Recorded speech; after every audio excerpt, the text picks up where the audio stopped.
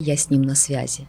Ни с людьми, ни с обществом, ни с кем другим. Я советуюсь только так. Я говорю: прости за мои грехи, или скажи мне, укажи мне правильную дорогу. Пожалуйста, укажи мне правильную дорогу. Или прости меня за это, да? За вот это или это. Потому что общество, оно всегда будет разноликим, со своим мнением, с разным абсолютно. Поэтому я же говорю, моя жизнь, она как волна. То так, то так, то так, то так. И я давно перестала на это обращать внимание. Что бы ни писали. Орамал тақпайтын, сәлем салмайтын, қазақша сөйлемейтін қыз Алламен тілдесем деп отырсың. Я не религиозная абсолютно, но я верующая. Я глубоко верующий человек, но не религиозный. Поэтому для меня важно мнение только Бога. Только Его я боюсь, и только с Ним я могу действительно разоткровенничаться. Мне очень важно Его мнение. Очень важно.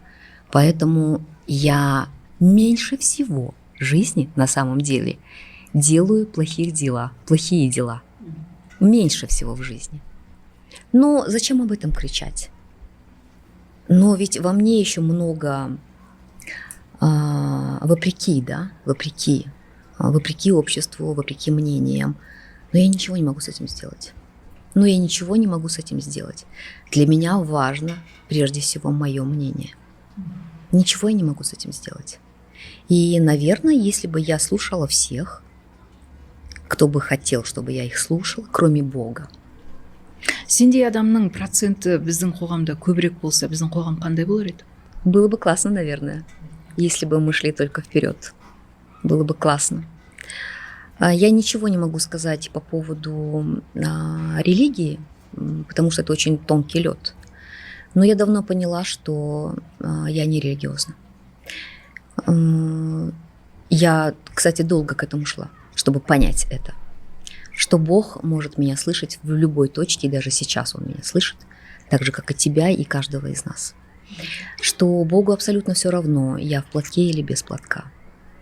Богу не все равно мои мысли, мои поступки и мои намерения. Вот это Ему не все равно.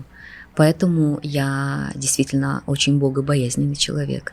И я лишний раз подумаю, а угодно ли это Ему, если я так подумаю или так сделаю. Но Бог создал меня свободной. Это я Его создание, как и ты, как и все мы. Ондай болса, Баян, мындай сұрақ.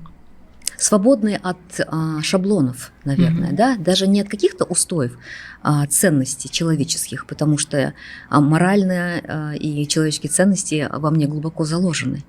Ерлі-зайыптылардың ажырасуы дәл ажырасқан моментте болмайды. Ол жылдар бойы ұзарып келетін процесс. Сонда сен Құдаймен ақылдасқан кезде сенің осы жасағаның Баян дұрыс па дегенде Құдай саған не деді? Дұрыс емес деді маған. Мен тұрсынды кездестірдім, мен оны сүйем. Нет, я была наказана. Если ты помнишь, я была наказана. И я знала, что я буду наказана.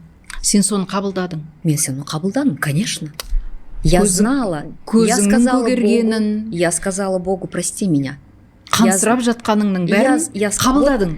Ты можешь верить, ты можешь не верить, но я сказала Ему, прости меня, Боже, прости меня, Создатель. Я знаю, что я буду наказана, но я ничего не могу с этим сделать. И я была наказана очень сильно, очень глубоко, и до сих пор все эти приветы на моем лице, в моем сознании, в моей душе, в моем сердце.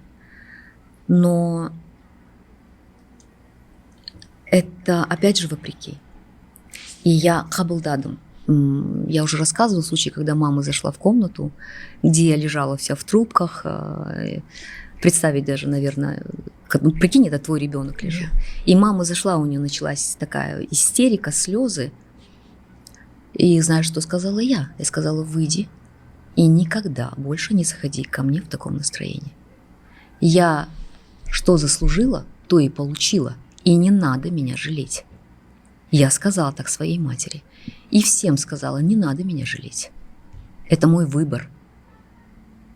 И я знала о том, что любое грешное дело будет наказано Богом.